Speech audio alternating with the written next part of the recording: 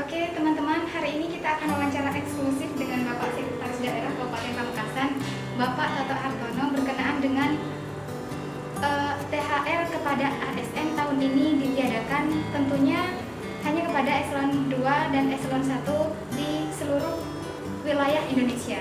Dan di Kabupaten Pamekasan sendiri kita akan berbincang dengan Bapak selaku Sekretaris Daerah, dan seperti apa selanjutnya, mari kita dengarkan bincang-bincang hari ini.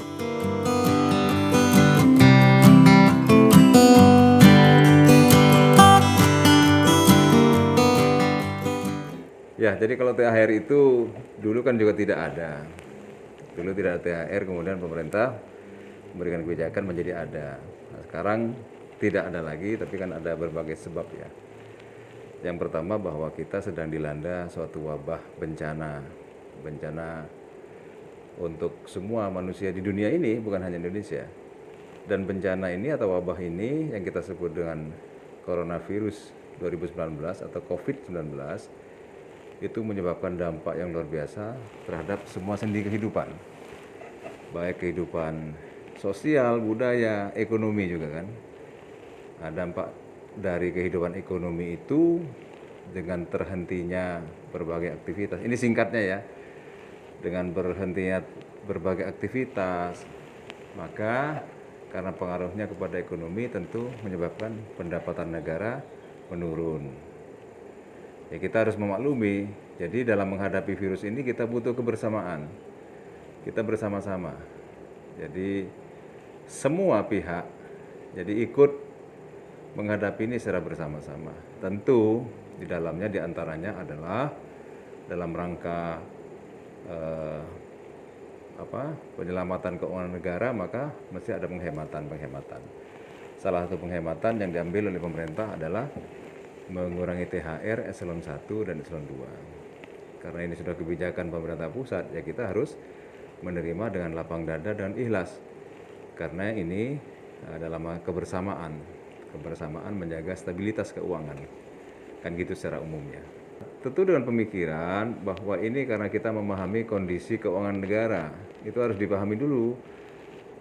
Artinya butuh kepedulian kita, butuh keikhlasan kita untuk menerima keadaan ini. Sehingga dengan kita memahami bersama-sama, maka tentu kebijakan yang salah satunya menghapus THR itu akan bisa kita pahami. Dan tentu langkah-langkahnya adalah melakukan penghematan. Jadi selama THR ini tidak diberikan, kita harus melakukan penghematan. Harus mengatur pengeluaran.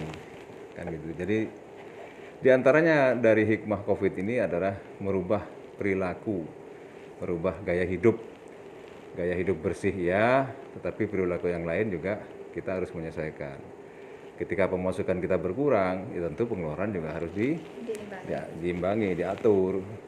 Jadi kebijakan THR itu kan tidak langsung seperti kemarin kita terima berupa tambahan gaji. Sebelumnya hanya berupa bantuan bahan sembako, pernah ada THR itu berupa uang, kalau tidak salah 250 juga pernah. Jadi besarnya nggak seperti sekarang, karena ini juga menyesuaikan dengan kemampuan keuangan daerah, gitu ya. Jadi kemampuan juga keuangan nasional. Jadi kalau yang THR itu baru resmi berupa uang, ya, itu baru beberapa tahun terakhir ini kan.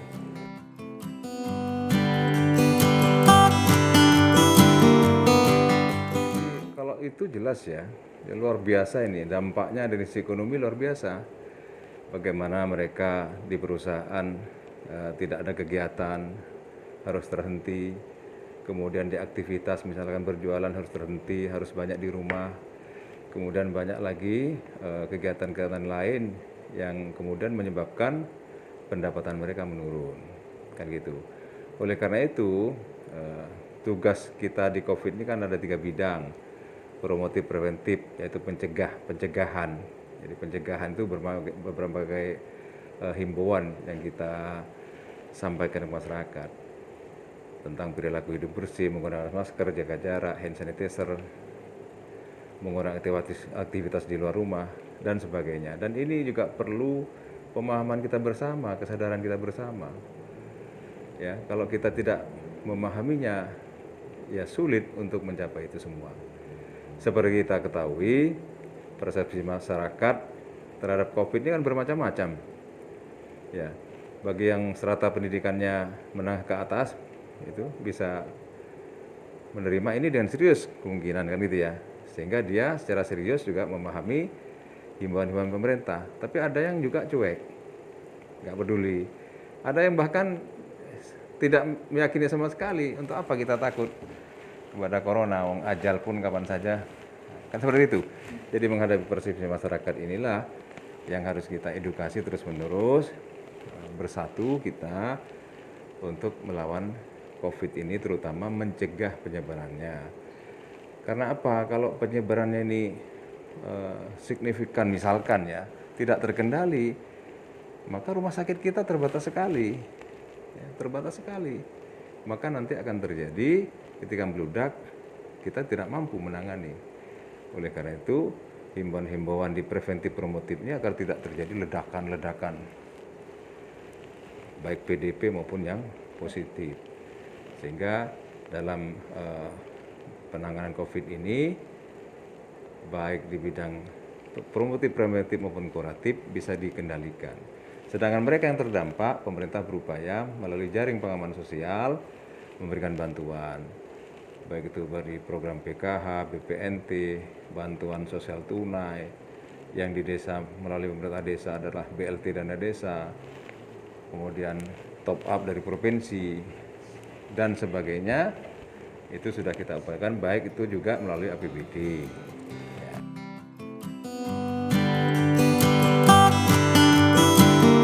Ya, jadi kita kan sudah punya satuan gugus tugas ya. Satuan gugus tugas itu juga diantaranya hampir semua kepala OPD terlibat di dalamnya.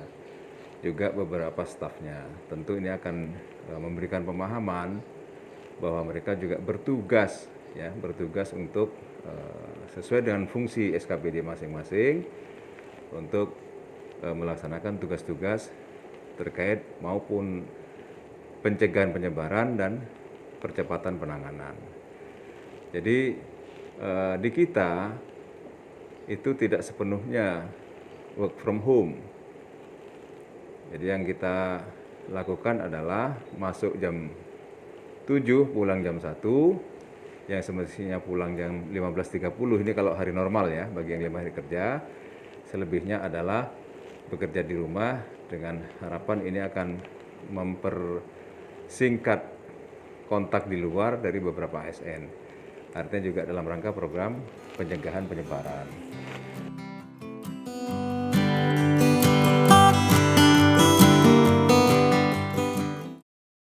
Ya, jadi mari bersama-sama kita melawan COVID-19 ini dengan kesadaran penuh. Karena tanpa bantuan semua masyarakat, tanpa kita bekerja sama, maka kita akan sulit mencapai apa yang kita rencanakan. Sekali lagi, mari kita perang melawan COVID.